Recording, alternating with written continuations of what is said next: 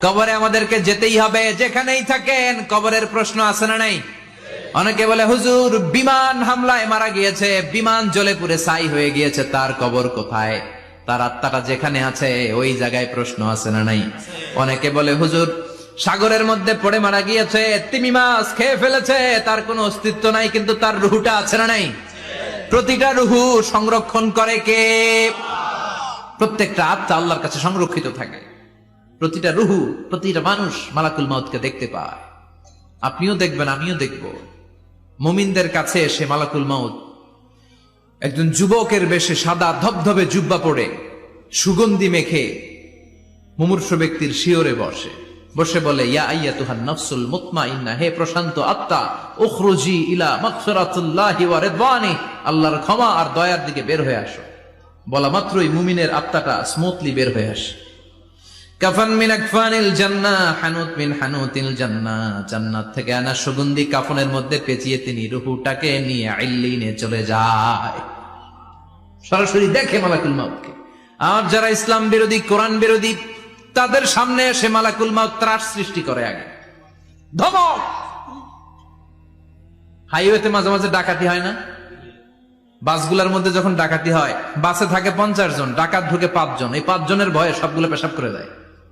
কারণ ত্রাস সৃষ্টি করে। এসেই চাইনিজ কুড়াল দিয়ে আগে কুবায় দেয় 4-5 জনের। রক্ত দেখে কি দেওয়ার সব আগে রেডি করে রাখে। মালাকুল মাউত এসে কাফের নাস্তিক মুশরিকদের সামনে সেরকম একটা ত্রাস সৃষ্টি করে, ভয়ে লোকটা কাঁপতে থাকে। ওর কাছে ভদ্র ভাষায় কথা বলে না, সুন্দর জামা পরে আসে না, কালো কুচকুচে চেহারা, ভয়ঙ্কর একটা রূপ নিয়ে, আকৃতি নিয়ে ইসলাম বিরোধীদের মাথার সামনে আসে, দুর্গন্ধযুক্ত চেহারার দেহ নিয়ে ধমক দিয়ে বলে, ও পাপাত্তা, ইয়া আইয়াতুহান নাফসুল খাবিসা উখরুজি ইলা গাদাবিল্লাহ, হে পাপাত্তা, আল্লাহর রাগ, ক্রোধ আর গজবের দিকে বের হয়ে আয়। মুমিনের আত্মা বলার সাথে সাথে যেমনি মুমিনের দেহ থেকে বের হয়ে জান্নাতি কাফনের ভেতরে ঢুকে, কাফেরদের আত্মাও কি এরকম তাড়াতাড়ি বেরোতে চায় নাকি?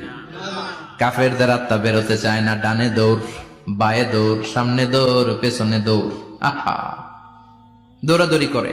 মালাকুল মাউত এটাকে টেনে হিচড়ে, একটা জীবিত ছাগলকে জবেহ না করে, জবাই না করে, তার চামড়া উল্টার দিকে টেনে হিচড়ে বের করলে ছাগলটা যত কষ্ট পায়, এর চেয়ে কমসে কম 70 গুণ বেশি কষ্ট দিয়ে কাফের মুশরিক আর গাদ্দারদের রূহ কবজ করা হয়।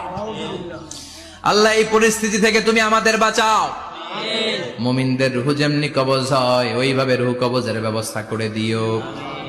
ইমানের মৃত্যু নসিব করে দিও, শাহিদি মৃত্যু নসিব করে দিও।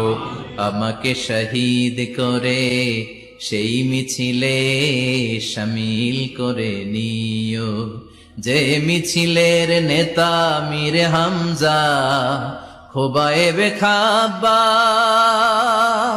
আল্লাহর কাছে ছিল অতি প্রিয়, শামিল করে নিও। আমাকে শহীদ করে সেই মিছিলে শামিল করে নিও। পড়েন আমিন। আর জোরে পড়েন আমিন।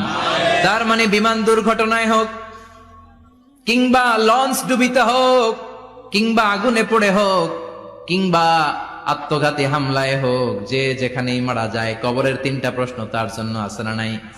ইসলাম বিরোধীদের জন্য প্রশ্ন 3টা, আপনারা যারা মুমিন তাদের জন্য 4টা, আপনাদের জন্য একটা বেশি। আলহামদুলিল্লাহ কোন? কবরে এসে প্রথম প্রশ্ন করবে মুনকার নাকির যখন চলে আসবে, 40 কদম যখন আত্মীয় স্বজনরা লাশটাকে কবরের মধ্যে দিয়ে 40 কদম চলে যায়, তখনই ফেরেশতা চলে আসে। আহা, শেষ, সব শেষ। এসেই পরীক্ষা শুরু। মার রব্বুক, তোর রবের নাম কি? চিল্লায় বলেন, আমাদের রবের নাম কি? আমরা বলবো রব্বি আল্লাহ, আল্লাহ আমারে রব। তোমার দুনিয়াতে আমি যেদিকে তাকাই, অথই নিয়ামতে ডুবে আছি সবাই। পাখ পাখালির গানে শুনি তাসবিহ কল রব, তাসবিহ কল রব, আল্লাহ আমারে রব। প্রথম প্রশ্ন, তোমার রব কে? আমরা বলবো আমাদের রব আল্লাহ। দ্বিতীয় প্রশ্ন, ওমা দীনু, তোমার ধর্মের নাম কি? আমরা কি বলবো? তৃতীয় প্রশ্ন, বিশ্বনবীর চেহারা দেখিয়ে বলা হবে, আতারিফু হাদার রাজুল, এই লোকটারে চিনো নাকি? আমরা বলবো চিনি, আমাদের প্রাণের নবী। ঠিক কিনা? চাঁদের চেয়ে সুন্দর তুমি নবী আমার কমলিওয়ালা, দু জাহানের বাদশা তুমি প্যারা নবী সাল্লে আলা, চাঁদের চেয়ে সুন্দর তুমি নবী আমার কমলিওয়ালা। ঠিক কিনা? তিনটা প্রশ্নের যথাযথ উত্তর যখন দিয়ে দিলেন, আপনার জন্য অতিরিক্ত আরেকটা প্রশ্ন করা হবে, ওয়ামা ইলমুক, তোমার নলেজ কি? তিনটা প্রশ্নের উত্তর যে তুমি করতে পারলা, কিভাবে পারলা, কেমনে জানলা? নকল করে বলছো নাকি জেনে বুঝে আসছো? নকল হয় না এখন? মনে হয় এগুলো একটু কমছে। একটা সময় ছিল অনেক নকল হইতো। পাঞ্জাবের ভিতরে নকল, পকেটে নকল, টুপির ভিতরে নকল, মৌজার ভিতরেও নকল, এমনকি মেয়েরাও নকল করে পরীক্ষার হলে আসে না নাই? স্কেলের মধ্যে লিখে নিয়ে যায়, হাতের মধ্যে লিখে নিয়ে যায়, ওড়নায় লিখে নিয়ে যায়, কাপড়ে লিখে নিয়ে যায়, আসে না নাই? ফেরেশতারা বলবে নকল করছো নাকি? কেমনে জানলা? তিনটা প্রশ্নের উত্তর তুমি কেমনে বললা?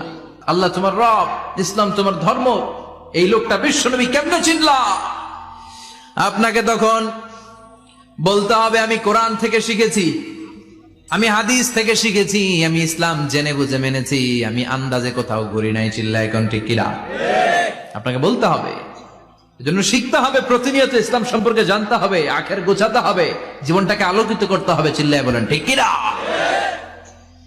চারটা প্রশ্নই যখন হয়ে গেল, ফেরেশতারা বলবে আহলান ওয়া সাহলান ওয়া মারহাবান বিক, খোশামদেদ, কংগ্রেচুলেশন, খোশামদেদ, কংগ্রেচুলেশন, সব প্রশ্নের উত্তর তুমি পেরেছো। ফায়ুফসাহু লাহু কবরুহু ৭০ যিরান, আপনার কবরটারে ৭০ হাত লম্বা করে দেয়া হবে। ওয়া ইফতাহু লাহু বাবুন ইলাল জান্নাহ, আপনার কবর থেকে জান্নাতের দিকে দরজা খুলে দেয়া হবে। ওয়া ইউলবাসু মিন লিবাসি আহলিল জান্নাহ, জান্নাতের দুইটা রেশমি কাপড়ের পোশাক এনে আপনারে পরিয়ে দেয়া হবে। আর বলা হবে নাম কানাউমিল আরুস, ঘুমাও, sleep, you should get some sleep now, তোমাকে লম্বা সময় পাড়ি দিতে হবে, ঘুমাও। কানাউমিল আরুস, যেমনি বর বাসর রাতে আরামসে ঘুম দেয়, বাসর রাতে যেমনি বর কনেকে নিয়ে মধুর ঘুম দেয়, তুমিও ঘুমাও, কেউ তোমার ঘুম ভাঙবে না। কিয়ামতের জন্য ইসরাফিলের সিংহায় যে ফুৎকার আছে, ওই ফুৎকার ছাড়া কোনো কিছুই তোমার ঘুম ভাঙাতে পারবে না। আলহামদুলিল্লাহ পড়েন। আল্লাহ আমরাও যেন চারটা প্রশ্নের উত্তর দিয়ে লম্বা একটা ঘুম দিতে পারি, পড়ে না আমিন। ওয়াম্মাল কাফির ওয়া আহলুশ শিমাল, আর ইসলাম বিরোধী যারা, তাদের সামনে আসবে মালাকান আসওয়াদান আজরাকান, কৃষ্ণ বর্ণের দেহ, নীলাভ বর্ণের দুটো চোখ, গায়ের রং কালো, চোখের রং নীল। দেখতে কেমন লাগে? আলিফ লাইলার ভূতের মতো। কথা কন? গায়ের রং কালো, চোখের রং নীল। ফেরেশতা দুইটা আসবে, এসে ত্রাস সৃষ্টি করবে, এসে বলবে বল তোর রবের নাম কি? মার রব্বুক। মুশরিক, কাফের, নাস্তিক এরা বলবে আমি জানি না আমার রবকে, আমি জানি না, আমি তো আজীবন শুধু চেয়ার করেছি, মদ খেয়েছি, আমি ধর্ষণে সেঞ্চুরি করেছি দুনিয়ার বুকে, আমি টেন্ডারবাজি করেছি, চাঁদাবাজি করেছি, আমি মাস্তানি করেছি, আমার দাপটে এলাকার ইসলাম প্রিয়রা বাসায় ঘুমাতে পারে না। আমি ছিলাম টেন্ডারবাজ, আমি ছিলাম গডফাদার, সন্ত্রাসীদের লিডার, আমি ছিলাম ডন 1 2 3 সব, আমি ছিলাম ডনের ডন, আমি ছিলাম মাস্তান, রংবাজ, রব টপ কি আমি তো জানি না। লাদ্রি লাদ্রি, আমার জিজ্ঞেস করো না। আবার প্রশ্ন করা হবে ওয়ামা দীনুক, তোর ধর্মের নাম কি? বলবে লা আদরি, আমার কোনো ধর্ম নাই, আমার কোনো ধর্ম নাই, আমি শুধু মৌজ মাস্তিতে ছিলাম, আমি আনন্দ ফুর্তি করেছি, ইসলাম নিয়ে আমার মাথা ব্যথা ছিল না, আজীবন ইসলামরে আমি বাস দিয়েছি। চিল্লায় বলেন ঠিক কিনা? ইসলাম বিরোধীদের সাথে ছিল আমার চলাফেরা, আমার সব সাঙ্গপাঙ্গ ছিল গুন্ডা, বদমাশ, ইসলাম বিরোধী। রব কি, ইসলাম কি, এগুলো আমি জানি না। আমার এগুলো জিজ্ঞেস করো কেন? ধর্ম কি আমি জানি না, আমি কিচ্ছু মনে করতে পারছি না। 3 নাম্বার প্রশ্ন করা হবে আতারিফু হাযার রাজুল, দেখো তো এই লোকটারে চিনো কিনা? কয় না, চিনি না, তবে মনে হয় এই লোকটারে দুনিয়ার বুকে আমি গালি দিতাম, এই লোকটার বিরোধিতা করতাম, ব্লগের মধ্যে এই লোকটার ব্যাপারে কুৎসা রটনা করতাম, এই লোকটার কার্টুন বানিয়ে আমি হিংসা ছড়িয়ে দিতাম, এই লোকটার ব্যাপারে আমি এলাকার মধ্যে অপপ্রচার চালাতাম। ফেরেশতারা বলবে তাই? এই ছিল তোর ডিউটি? দাঁড়া, এখনই আমাদের খেলা শুরু, এখনই শুরু। ফায়ুতরাকু বিমাতারিকা মিন হাদিদ, লোহার একটা হাতুড়ি দিয়ে মাথা থেকে পা পর্যন্ত পিটানো হবে, পিটিয়ে ওর গোশতের হাড্ডিগুলোকে থেতলে ফেলা হবে। ওয়ায়ুকালু লিল আরদি ইলতাইমি, কবরের দুই পাশের মাটিরে বলা হবে এবার দুই দিক থেকে তোরা চাপ দে। চাপ দেয়া হবে, ধাক্কা ধাক্কি করেও সে সুবিধা করতে পারবে না। মাটি আস্তে আস্তে আস্তে আস্তে দেহের দুই দিকে লেগে এমন জোরে দুইটা চাপ দিবে, ফাতাখতালিফা আদলাউহু, তার ডান পাশের পাজরের হাড্ডি বাম দিকে ঢুকে যাবে, বাম দিকের হাড্ডি ডানে চলে যাবে। বিশ্বনবী বললেন এই হাতুড়ি দিয়ে পিটানোর শাস্তি, কবরের চাপ দেওয়ার শাস্তি চলতেই থাকবে হাত্তাল কিয়ামা, কিয়ামত পর্যন্ত। আল্লাহ এই কবরের শাস্তি থেকে আমাদের বাঁচাও।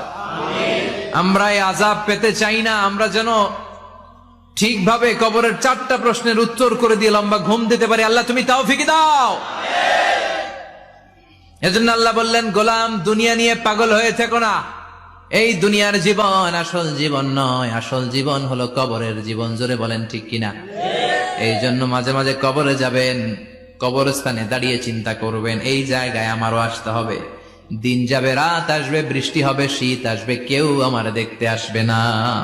একা থাকতে হবে, একা, বড় একা, অন্ধকার, বড়ই অন্ধকার। ওই কবরের জীবনের সামান গোছানোর দরকার আছে না নাই? ওই কবরে সুখে শান্তিতে থাকতে চাইলে নামাজ পড়ার দরকার আছে না নাই?